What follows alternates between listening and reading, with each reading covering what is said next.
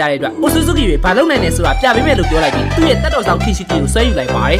ခင်ရှိကီကိုတိုင်ကလည်းလူလူချင်းချင်းနဲ့သူ့ရဲ့ချာကရာတွေကိုစားသုံးဖို့ပြောလိုက်ပြီးအနီရောင်ချာကရာတစ်လုံးပြပြောင်းလဲသွားတဲ့အချိန်မှာတော့မိုမိုရှိကီကအဲ့အရာကိုချက်ချင်းစားပစ်လိုက်ပါတယ်အချိန်နဲ့မဟန်နာကိုသူ့ရဲ့ဆာစကဲကလည်းချက်ချင်းရှင်းပြဖို့လုပ်လိုက်ပြီးမယ်နောက်ကျသွားခဲ့ပြီးကို့အခွဲတာကိုပြန်စားလိုက်တဲ့မိုမိုရှိကီကအခိုးငွေတွေကြားထဲကနေအဝါရောင်ရင်းနေကန်နေတဲ့ပုံစံအသစ်နဲ့ထွက်ပေါ်လာခဲ့ပါတယ်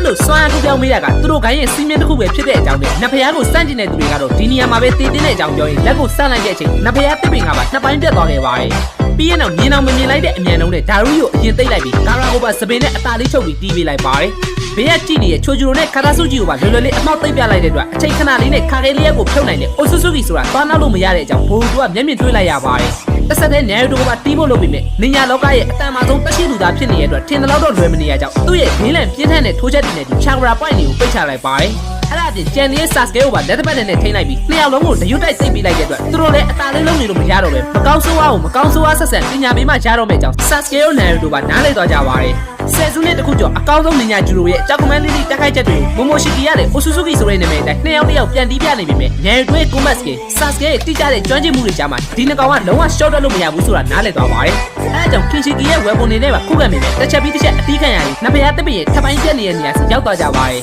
ဒါပေမဲ့အဲ့လောက်နဲ့တော့မပြီးသေးပဲဆာစကဲရဲ့လိုက်တနစ်ချာကရာပေါင်းဆက်ထားတဲ့ဖူမာရှယ်ရူရှူရီကန်ဂျူစုကိုဝါယာတွေနဲ့ကျွမ်းကျင်စွာသုံးပြနေပြီးမိုမိုရှိကီကလည်းအားလုံးကိုကာကွယ်လိုက်နိုင်ပြီမဲ့ရေရောက်ထဲကနေနောက်ထပ်ရှူရီကန်တစ်ခုကပင့်နေလိုက်ပါတယ်အဲ့ဒါကတော့တစ်ချိန်က the best ဂျူရိုသုံးပြခဲ့တဲ့အတိုင်းရာဆင်ရှူရီကန်နဲ့နာရီတိုဖြစ်နေရဲ့ပြီးသူပြစ်လိုက်တာကဂျူစုမဟုတ်ပဲထက်ဆင့်အသွင်ပြောင်းလာတဲ့ဆာစကဲဖြစ်နေခဲ့ပါတယ်တတိမလို့တဲ့မိုမိုရှိကီကတန်ဂျိုရီနဲ့တုတ်လိုက်ပြီးဆာစကဲရဲ့ချက်ချင်းရင်းနေကန်နဲ့နေရာချိန်မိလိုက်ပြီးနာရီတိုရဲ့လက်သီးကိုအားရပါရစားလိုက်ရရဲ့ပြီးချီပါကူတန်းစဲဂျိုဒိန်တစ်ခုဖန်တီးခြင်းလို့အမည်ရတဲ့ဂျူစုနဲ့ပါချက်ချင်းအစည်းခံလိုက်ရပါတယ်ဒါပေမဲ့အိုဆူဇူကီဆိုတာကလည်းညီညာသမိုင်းတစ်လျှောက်နဖယားနီနီကျန်းတဲ့ကောင်တွေဖြစ်တဲ့အတွက်အဲ့လောက်နဲ့တော့အနိုင်ယူလို့မရသေးပဲအီနူကိုင်တာခဲရုနိုမီကိုတိုလို့ခေါ်တဲ့ဒန်နာဟီလာဂျူစုနဲ့ပါပြန်သိမ်းနေရကြောင်းငယ်တို့ကသူ့တငယ်ချင်းကိုအချိန်မီကယ်လိုက်ရပါတယ်မိုမိုရှိကီရဲ့လာဘာကြောက်ရွံ့ထုကြီးကိုခူရာမာထေးဘီဆောင်နဲ့ပြန်ကြိတ်ပေမဲ့ထင်တော့တိုးမပေါက်တာကြောင့်ဆာစကီရဲ့ဆူဆာနိုအမ်မာရီပါတက်ပေးလိုက်ပြီးမိုမိုရှိကီပြောတဲ့အစင်းစိတ်တော်ဝါနှစ်ယောက်ကပဲတစ်ချက်လောက်ပိုင်းပြလိုက်ပါတယ်ဘိုးတို့လိုကိုပါ၄កောင်ပဲထုတ်နိုင်တဲ့ခြားတဲ့ကြီးကတော့ဘေးကနေပါစက်အဟောင်းသားနဲ့ရက်ကြည့်နေရပြီးမိုမိုရှိကီကအင်အားနဲ့သွားပြီးဖြစ်ပေမဲ့လည်းဂျူစုတွေနဲ့တက်လိုက်ရင်စုပ်ယူပြီးနောက်တစ်ချိန်ပြန်ထလာနိုင်တဲ့အတွက်တတိထားရအောင်မှာဖြစ်ပါတယ်